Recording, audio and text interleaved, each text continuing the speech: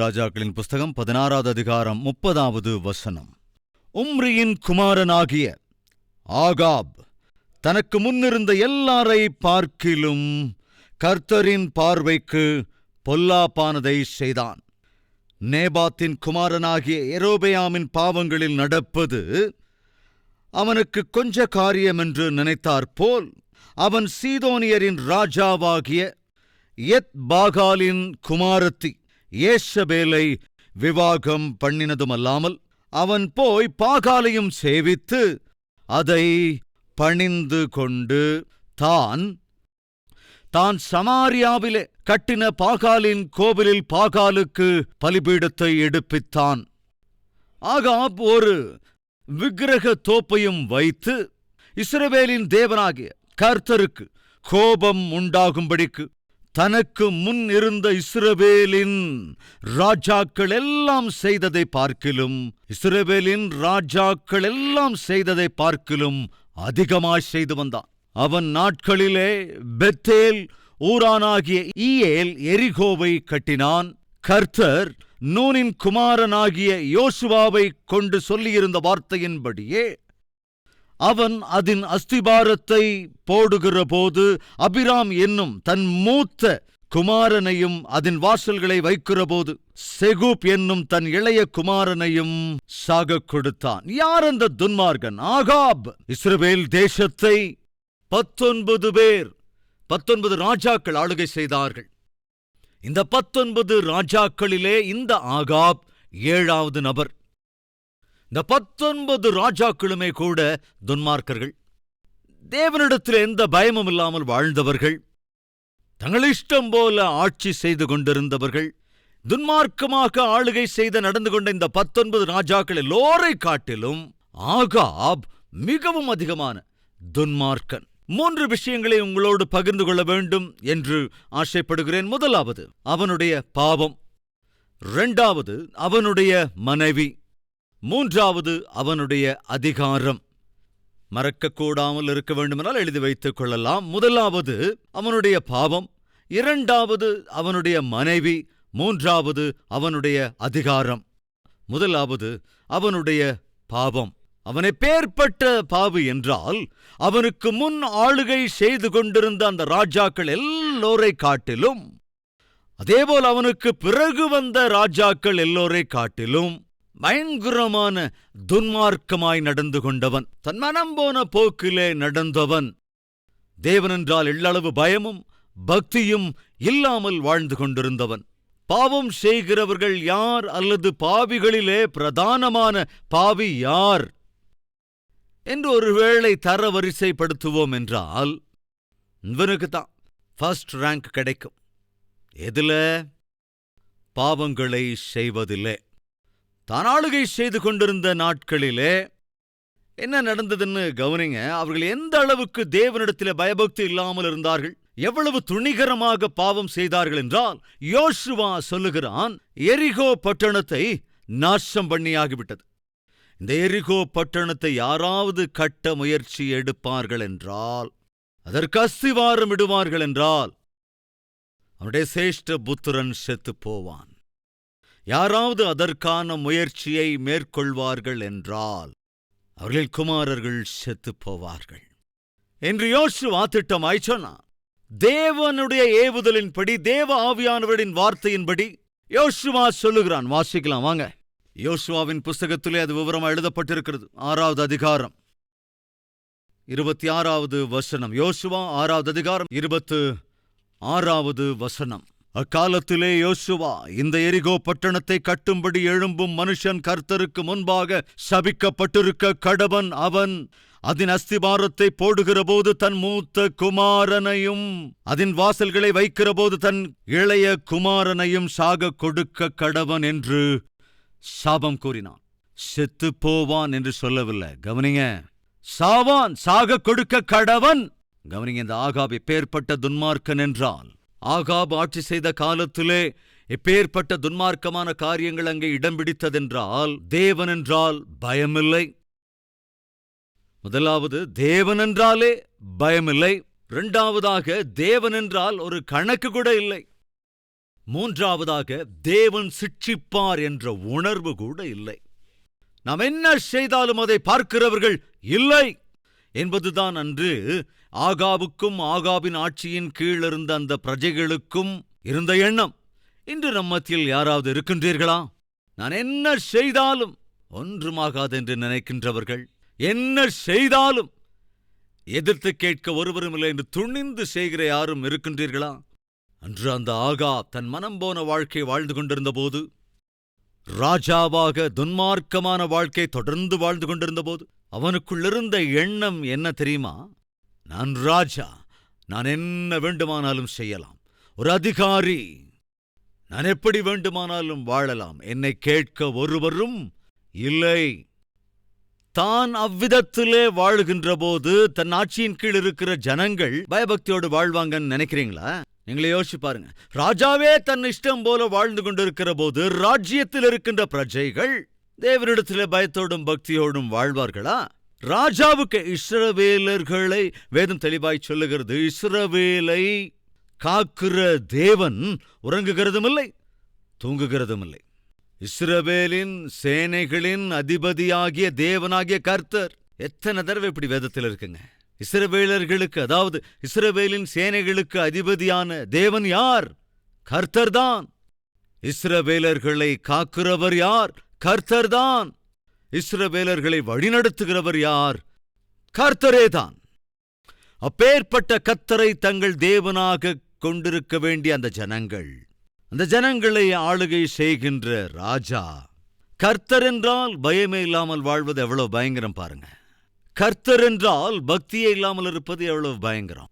கர்த்தர் என்றால் மதிப்பு கொடுக்காதது எவ்வளவு பயங்கரம். இந்த நாளிலும் நம்மத்திலே அப்பேற்பட்ட கணவன்மார் இருக்காங்களா இல்லையா? அப்படிப்பட்ட மனைவிமார் இருக்கிறாங்களா இல்லையா? தேவன் என்றால் பயமில்லாதவர்கள், தேவன் என்றால் பக்தி இல்லாதவர்கள், தங்கள் இஷ்டம் போல நடந்து கொள்ளுகிறவர்கள், வாழ்கின்றவர்கள் இருக்காங்களா இல்லையா? கவனிங்க. தகப்பனாகிய நீ பொறுப்பற்ற வாழ்க்கை வாழ்ந்தால், தகப்பனாக நீ பக்தி இல்லாமல் வாழ்ந்தால், தாயாகிய நீ தேவனிடத்திலே பயபக்தி இல்லாமல் வாழ்ந்தால், என் கேள்வி, எப்படி உங்களுடைய பிள்ளைகள் பயபக்தியோடு வாழ முடியும்? தாயாக தகப்பனாக ஜெபம் செய்கிறவர்களாய் நாம் இல்லாவிட்டால் எவ்விதத்திலே நம்முடைய பிள்ளைகள் ஜெபிப்பார்கள்?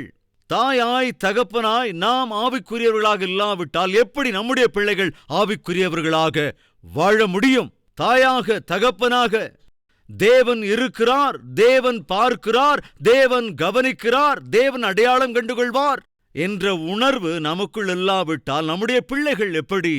தேவன் எல்லாவற்றையும் பார்த்து கொண்டிருக்கிறார், கவனித்துக் கொண்டிருக்கிறார், கண்டுகொள்ளுகிறார் எல்லாவற்றையும் என்ற உணர்வு பிள்ளைகளுக்கு எப்படி வரும்? கவனி, அன்பு தகப்பனே, தாயே, இன்று உன்னுடைய பிள்ளைகள் சரியாக இல்லை என்றால், இன்று ஒருவேளை உன் பிள்ளைகள் தேவனிடத்திலே பயமோ பக்தியோ இல்லாமல் வாழ்வார்கள் என்றால், இன்று உன் பிள்ளைகள் உனக்கு எதிராக நிற்கிற அளவுக்கு வந்திருக்கிறார்கள் என்றால், அவர்களுடைய இந்த நிலைக்கு கட்டாயம் அதில் உன்னுடைய தவறும் கூட உண்டு. அவர்கள் கெட்டுப் போவதற்கு, பேச்சை கேளாமல் இருப்பதற்கு, எதிர்த்து நிற்பதற்கு கட்டாயம் கொஞ்சம் காரணம் உனக்குள் பக்தி இல்லாமை, கட்டாயம் கொஞ்சம் காரணம் உனக்குள் ஆவிக்குரிய நடத்தை இல்லாமை. அவர்கள் அதை பார்த்ததினாலே. ஆகாப் எப்பேற்பட்ட துன்மார்க்கன் என்றால், ஆகாப் ஆளுகை செய்து கொண்டிருந்த காலத்திலே ஒருவன் எழுந்தான். யாருன்னு தெரியுமா? வேதம் சொல்லுகிறது அவன் யார் என்று. பெத்தேல் ஊரானாகிய ஈயேல் என்ற ஒருவன் எழுந்தான். எப்பங்க? ஆகாபின் ஆளுகையின் நாட்களிலே. எதற்கு? எரிகோ பட்டணத்தை கட்ட வேண்டும் என்று. எரிகோ பட்டணத்தை தேவன்தான் தகர்த்து போட்டார். சபிக்கப்பட்ட பட்டணம் என்று தேவனை அறிவித்தார். அது மாத்திரமல்ல, யோசுவாவை கொண்டு தேவன் கட்டளையிட்டிருந்தார். என்னவென்று? யாராக இருந்தாலும் தேவனால் சபிக்கப்பட்ட, தேவனால் தகர்க்கப்பட்ட இந்த எரிகோ பட்டணத்தை மீண்டும் எழுப்ப அஸ்திவாரம் இடுகிறவன் தன் மூத்த குமாரனை இழந்து போவான். வாசல்களை வைக்கிற போது அவன் இளைய குமாரனையும் சாகக் கொடுப்பான். இவ்வளவு தெளிவாக சொல்லியிருந்த போதும் அதை கண்டுக்கவே இல்லைங்க. என்ன செய்தானா? அஸ்திவாரம் போட்டா பெரிய குமாரன் செத்து போயிடுவானா?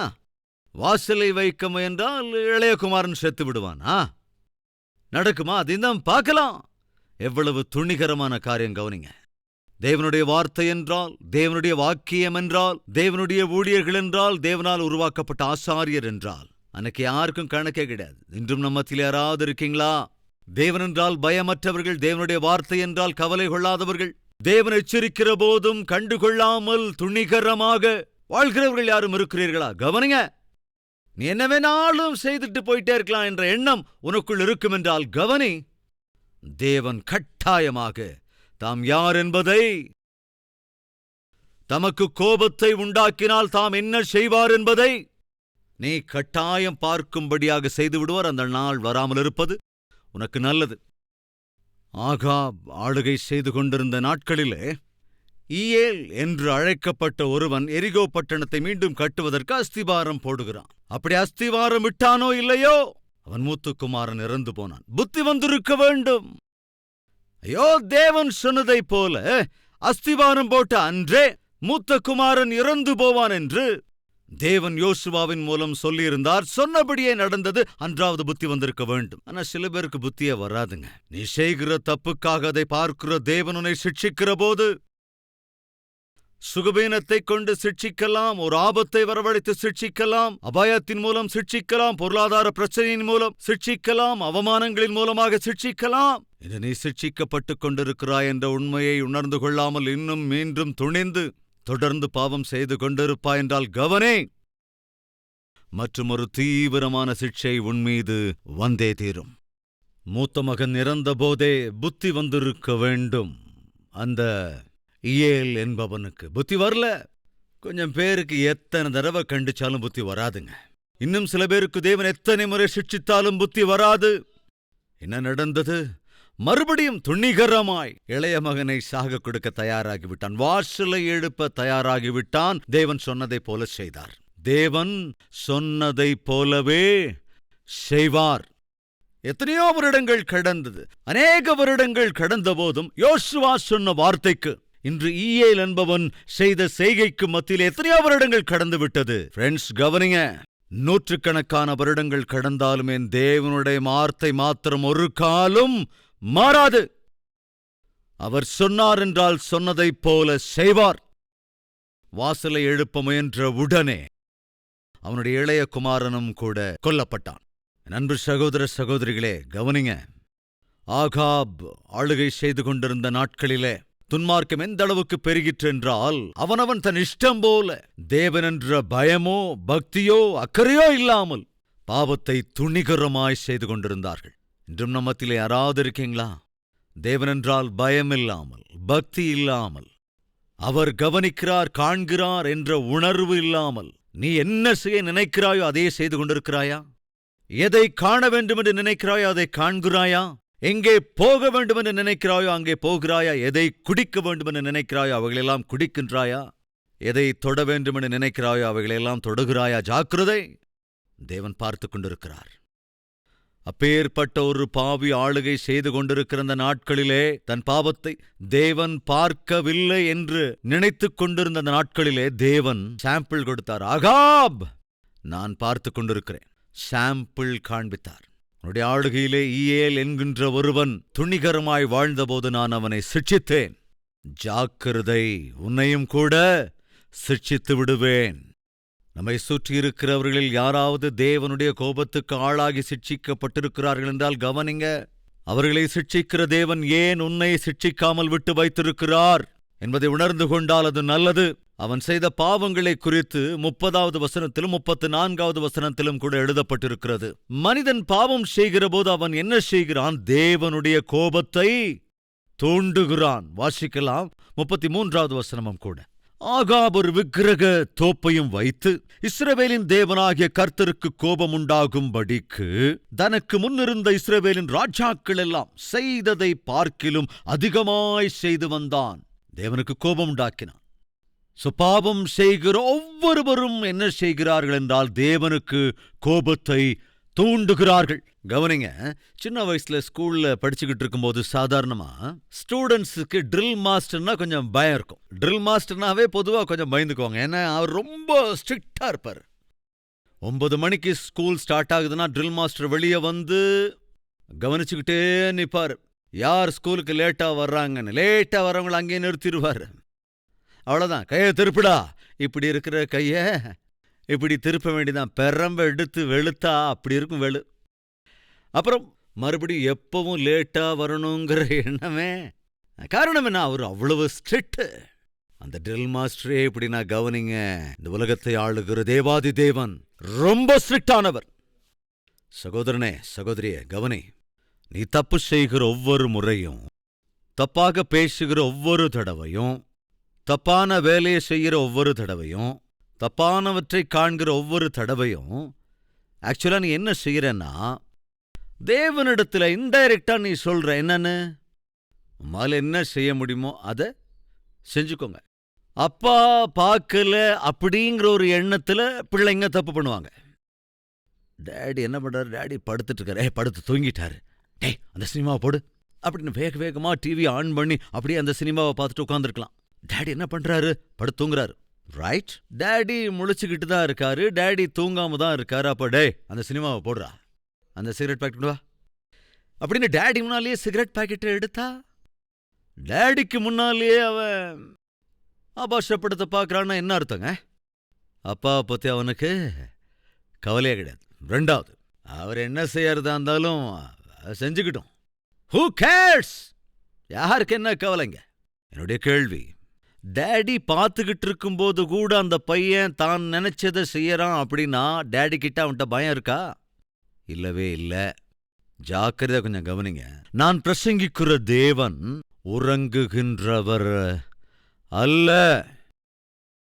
அவர் நித்தமும் பார்த்து கொண்டிருக்கிறவர். அவர் பார்த்து கொண்டிருக்கிறார் என்று தெரிந்திருந்தும் கூட உன் இஷ்டப்படி நீ நடந்து கொண்டிருக்கிறாய் என்றால், நீ இஷ்டப்படுகிறபடியெல்லாம் கணவனோட மனைவியோட சண்டையிடுகிறாய் என்றால், நீ உன் இஷ்டம் போல கத்துகிறாய், கூக்குரல் இடுகிறாய் என்றால், நீ உன் இஷ்டப்படி உன் உத்தியோகத்திலே அல்லது வியாபாரத்திலே நடந்து கொள்கிறாய் என்றால், நீ உன்னுடைய இஷ்டப்படி பாவம் செய்து கொண்டிருக்கிறாய் என்றால், உண்மையில நீ என்ன செய்யற? இன்டைரக்டா தேவனிடத்துல நீ சொல்ற.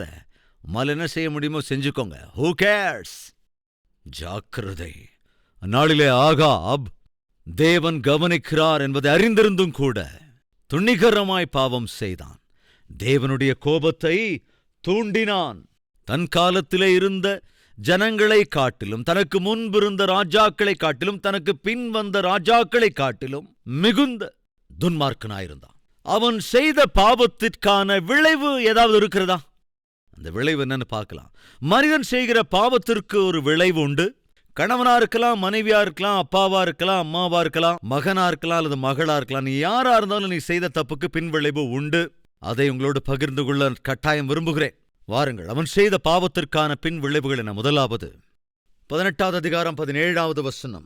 ஆகாப் எலியாவை கண்டபோது அவனை நோக்கி, இஸ்ரவேலை கலங்க பண்ணுகிறவன் நீ அல்லவா?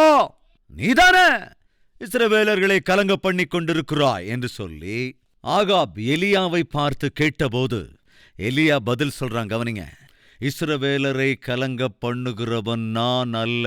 யாரு அப்போ? கர்த்தரின் கட்டளைகளை விட்டு, கர்த்தரின் கட்டளைகளை விட்டு பாகால்களை பின்பற்றினதால் நீரும் உம்முடைய தகப்பன் வீட்டாருமே இந்த தேசத்துக்கு சிரமத்தை கொண்டு வந்தவர்கள். பாவம் செய்த உன்னாலே, உன் தகப்பன் வீட்டாராலே இந்த தேசத்திற்கு சிரமங்கள் வந்திருக்கிறது.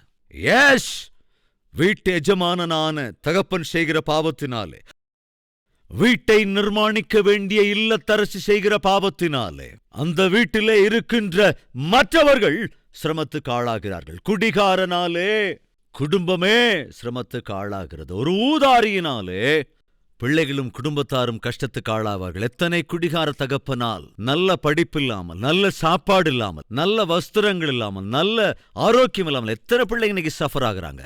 பொறுப்பில்லாமல் இருக்கிற குடும்ப தலைவியாலே இன்று எத்தனை பேர் குடும்பத்தில் இருக்கின்றவர்கள், பிள்ளைகள் நல்ல ஆவிக்குரியவர்களா இல்லாமல் சரியாக வளர்க்கிற அம்மா இல்லாமல், நேசிக்கிற தாய் இல்லாமல், அனாதைகளைப் போல எல்லாரும் இருந்தும் அனாதையாய் வாழ்கிற பிள்ளைகள் எத்தனையோ பேர் இருக்காங்கல்ல. இந்த பாவி ஒருவனாலே அந்த தேசம் முழுவதுமே பாழாகிக் கொண்டிருக்கின்றது. தேசத்திலே ஒருவருக்கும் சுகமில்லை, எவரொருவருக்கும் சௌக்கியமில்லை, எவரொருவருக்கும் சமாதானம் இல்லை, எவர் ஒருவருக்குள்ளும் சந்தோஷம் இல்லை. காரணம், ராஜா பாவியாயிருந்தான். நாளிலே நீ உன் வீட்டுக்கு எஜமானன் சகோதரனே, உன் வீட்டை கட்டிக்கொள்ள வேண்டிய இல்லத்தரசினி சகோதரியே, உன் ஆவிக்குரிய நடத்தை சரியாக இல்லாவிட்டால் உன் வீட்டில் சந்தோஷம் இருக்காது. உனக்குள் பரிசுத்தம் இல்லை என்றால் உன் வீட்டில் இருக்கிறவர்களுக்கு நன்மை இருக்காது. மறுபடியும் சொல்லுகிறேன், இன்று உன் வீட்டில் சமாதானம் இல்லாமல் இருக்க காரணம் நீதான். 2 ராஜாக்களின் புஸ்தகம் 9வது அதிகாரம். கணவனை குறித்து பார்த்தாலும் ஒரு மனைவியை குறித்து கூட பார்க்கலாம். 22வது வசனம் வாசிக்கலாம். யோராம் யெகூவை கண்டவுடனே, யெகூவே சமாதானமா என்றான். அதற்கு யெகூ, உன் தாயாகிய யேசபேலின், அப்படின்னா ஆகாபுடைய மனைவி, உன் தாயாகிய யேசபேலின் வேசித்தனங்களும் அவளுடைய பில்லி சூனியங்களும் இத்தனை ஏராளமாய் இருக்கையில் சமாதானம் ஏது? யெகூவினிடத்திலே யோராம் என்பவன் கேட்கின்றான், என்னவென்று நீ சமாதானத்தோடு வருகிறாயா? அதுக்கு யெகூ பதில் சொல்றான், சமாதானமா எங்க? உன் தாய் இருக்கிற வரைக்கும் சமாதானமே இருக்காது. ஏனென்றால் உன் தாய் வேசித்தனம் நிறைந்தவள், அருவருப்பான வாழ்க்கை வாழ்கிறவள், துணிகரமாக பாவம் செய்கிறவள். அப்படிப்பட்டவள் இந்த தேசத்தின் 2வது ஸ்தானத்தில் இருக்கிற போது எங்கிருந்து இந்த தேசத்துல சமாதானம் இருக்கு? நான் சொல்றது புரியுதா? கணவனான ஆகாப் ஒரு துன்மார்க்கன், அவனுடைய மனைவியாகிய யேசபேல் ஒரு துஷ்ட ஸ்திரீ. இவர்கள் 2 பேரும் சேர்ந்து தேசத்தை நாசம் பண்ணி கொண்டிருக்கின்றார்கள். ஆகாப் ஒரு துன்மார்க்கன், ஆகாபின் மனைவி அவனை விட மோசமானவள். ஒரு அருவருப்பான வாழ்க்கை வாழ துணிந்தவர்கள். அவர்களின் ஆளுகைக்கு கீழ் இருக்கிற தேசத்தின் பிரஜைகள் அவர்களால் சிரமங்களுக்கு ஆளானார்கள். சமாதானம் இல்லாமல் தவித்துக் கொண்டிருந்தார்கள். இருக்கிறீர்களா யாராவது நம் மத்தியிலே? உன்னுடைய பாவ வாழ்க்கையினாலே, உங்களுடைய பாவ வாழ்க்கையினாலே வீட்டிலே இருக்கிற பிள்ளைகள் சிரமத்துக்கு ஆளாகிக் கொண்டிருக்கிறார்கள். நல்ல வாழ்க்கை இல்லாமல் தவியாய் தவித்துக் கொண்டிருக்கிறார்கள். நிம்மதி இல்லாமல் தடுமாறிக் கொண்டிருக்கின்றார்கள். அப்படிப்பட்ட ஒரு பயங்கர சூழலுக்குள் உன் குடும்பத்தை வைத்திருப்பாய் என்றால் நீ ஒரு துன்மார்க்கன், நீ ஒரு துன்மார்க்க ஸ்திரீ.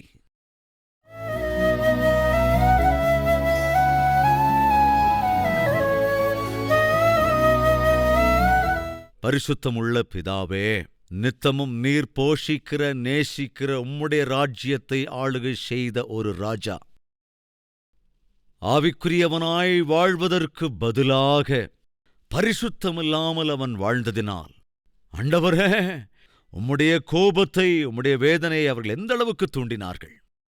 அப்படி நாங்கள் ஒருவரும் செய்யக்கூடாதையா. நாங்கள் செத்துப் போனாலும் எங்களுடைய விசுவாசம் செத்துப் போவது என்பது ஒரு காலம் கூடாது. எங்கள் பிள்ளைகள், எங்களுடைய விசுவாசம் என்ன, நாங்கள் விசுவாசித்த உலக இரட்சகர் யார் என்பதை உலகத்திற்கு அவர்கள் வாழ்க்கையின் மூலமாக, நடத்தை மூலமாக காண்பிக்க வேண்டும். அப்படிப்பட்ட ஒரு வாழ்க்கை எங்கள் ஒவ்வொருவருக்கும் அருளிச்சேங்கப்பா. உமக்கு கோபத்தையோ உமக்கு வேதனையோ உண்டாக்குற வாழ்க்கையிலிருந்து எங்களை விடுவிக்க வேண்டும் என்று ஆண்டவராகிய இயேசு கிறிஸ்துவின் நாமத்தில் வேண்டிக் கொள்ளுகிறோம் பிதாவே. ஆமென். எங்கள் முகவரி: கல்வரி, தபால் பெட்டி எண் 30, குக்கட்பள்ளி, ஹைதராபாத் 72.